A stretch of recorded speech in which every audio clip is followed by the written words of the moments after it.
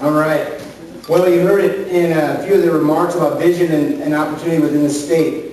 So looking at the first question, it talks about vision and opportunity within the state. When you look at the economy of the state of Arizona, we heard different rankings today, and we talked about economic growth. We want to put Arizona back to work. We want Arizona to be that bright star that was referenced today. So I'm going to start with Frank and just ask you specifically what you would do to improve the economy in Arizona and bring jobs to the state of Arizona. I appreciate that question. The first thing we have to do is stop what I was calling the Obamization of Arizona. We have to repeal Common Core. We have to roll back the expansion of Medicaid so that's not an unsustainable entitlement program that, by the way, diverts $1 trillion from Medicare over the next decade. We have to fix our state's fiscal situation.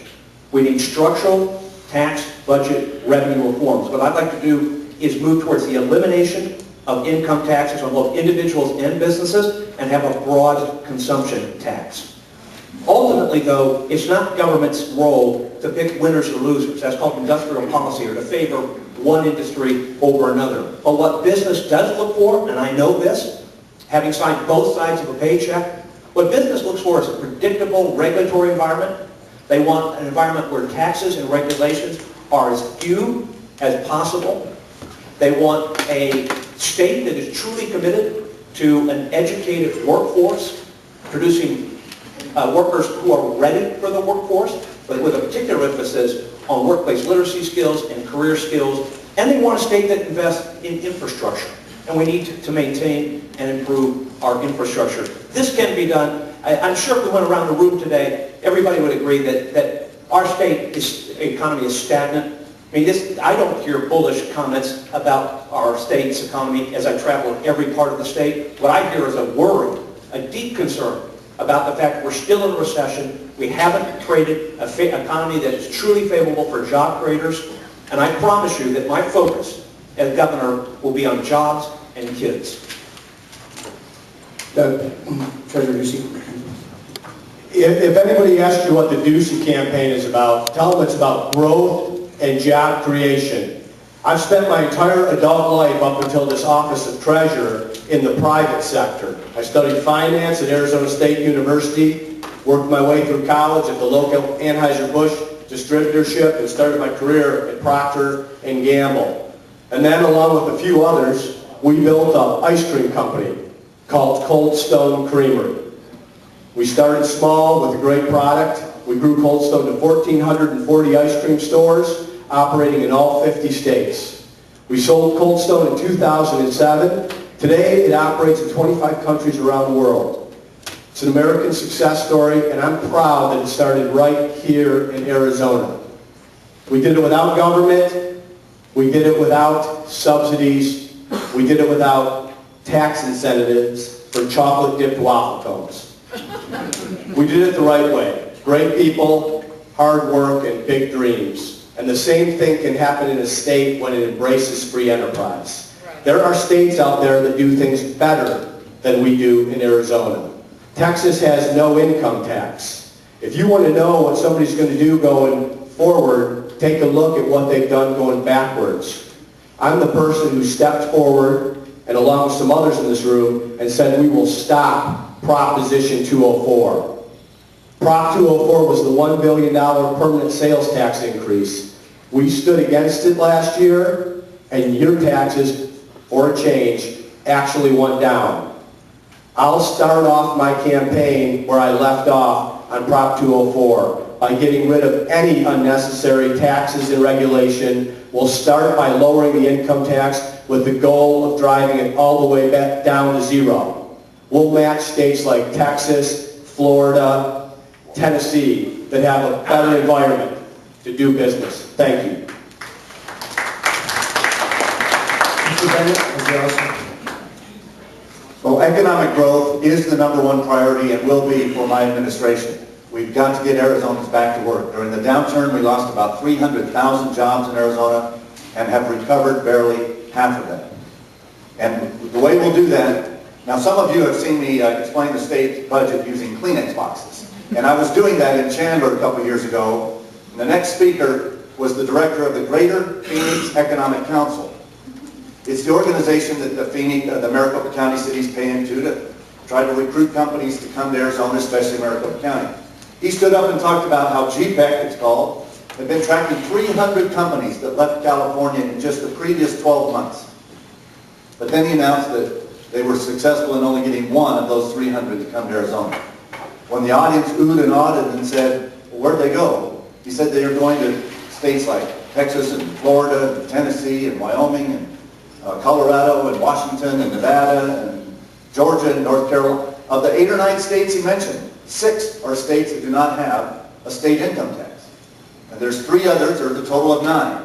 I believe Arizona needs to be the 10th state to eliminate state income tax for business and personal, replace it with a broad-based, low-rate consumption tax, and get our economy moving again.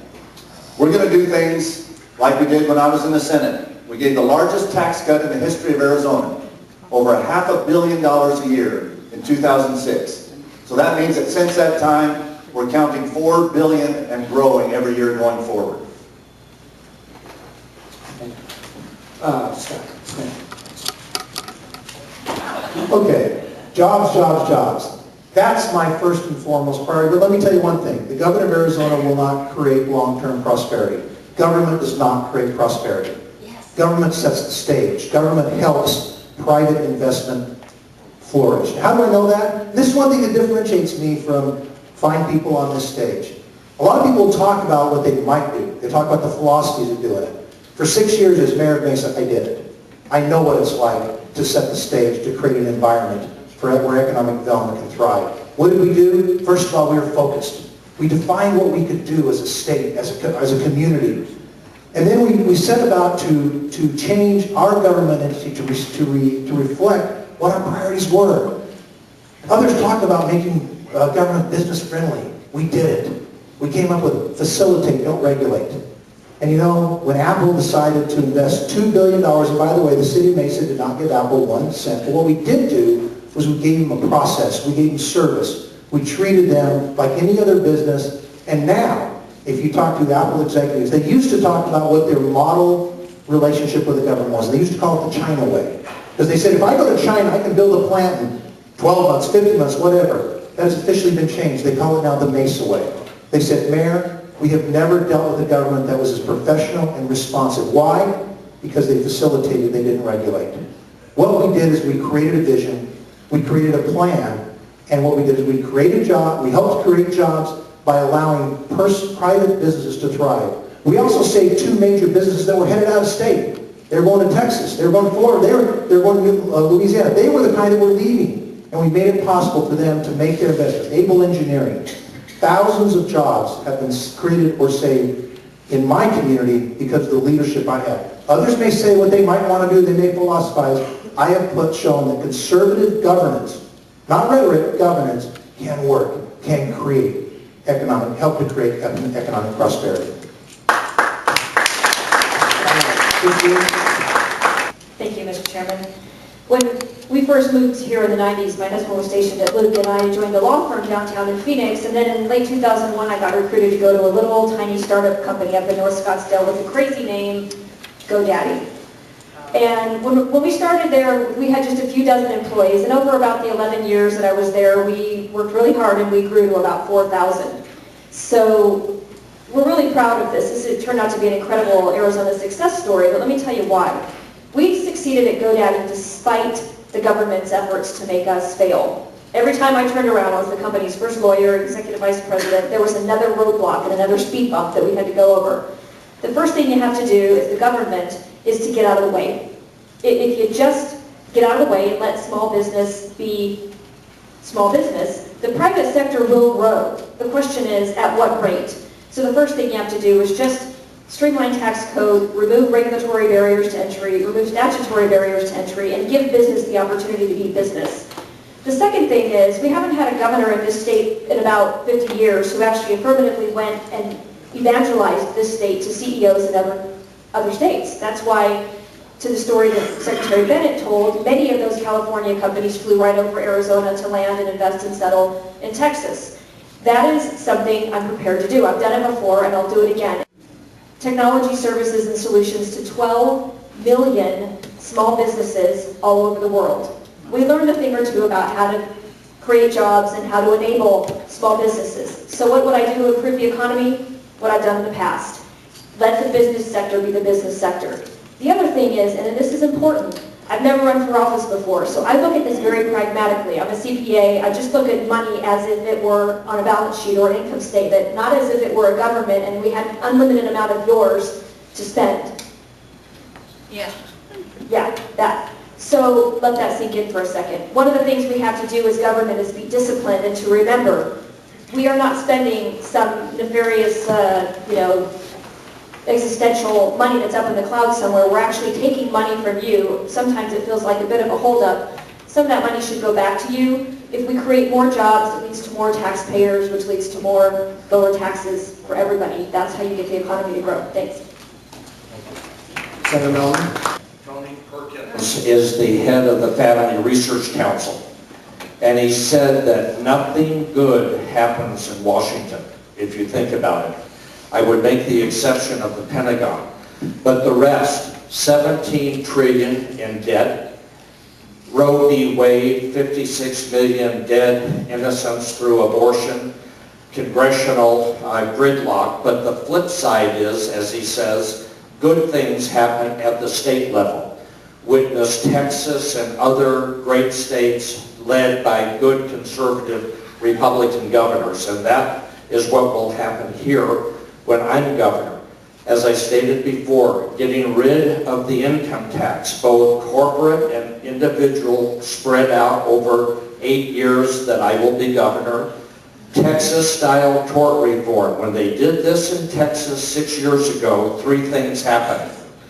Lawyers started leaving the state, doctors started arriving, and business flourished. We need to truly reform our education system, one, by getting rid of Common Core and every vestige of it in our state, and I promise that will happen when I'm governor. Second, a universal school voucher, where every family has approximately $8,000 to send their child to the school of their choice, whatever school that may be, and good things will happen. We need to get rid of Medicaid expansion. It's the biggest threat to our economic well-being. And finally, we must go after the federal lands in our state. There's a little card on your table. Take a look at it. A vision for Arizona. I grew up here. I was born here. The 19 ADOTs, since 2012 election, we have been gifted with 19 ADOTs and their fleets. And so how much does that cost us?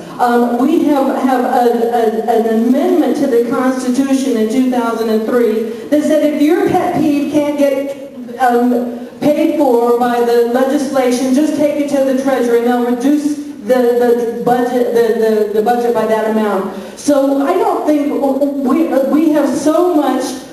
Look at all the telephone poles and wires. How many people could read the old signs in 2012? Who paid for all of the signs? Who asked for every sign in the state of Arizona to be replaced? I say that the waste that is being created is within the halls of government, and that it is our duty as constituents to find a way to check and do some checks and balancings as to what the heck they're doing up there. The idea of local and sustainable. The only sustainable economy is local economy. You bring in a developer here, they're going to take 20 years of work, build thousands of homes. They're going to have a short period where there's an extra employment, and they leave us with 40 years of mortgages that the original community had to continue to support. And so there's the idea of bringing in economy when there's people here that want to create their own work, create their own life, and we have to give them the room to do it.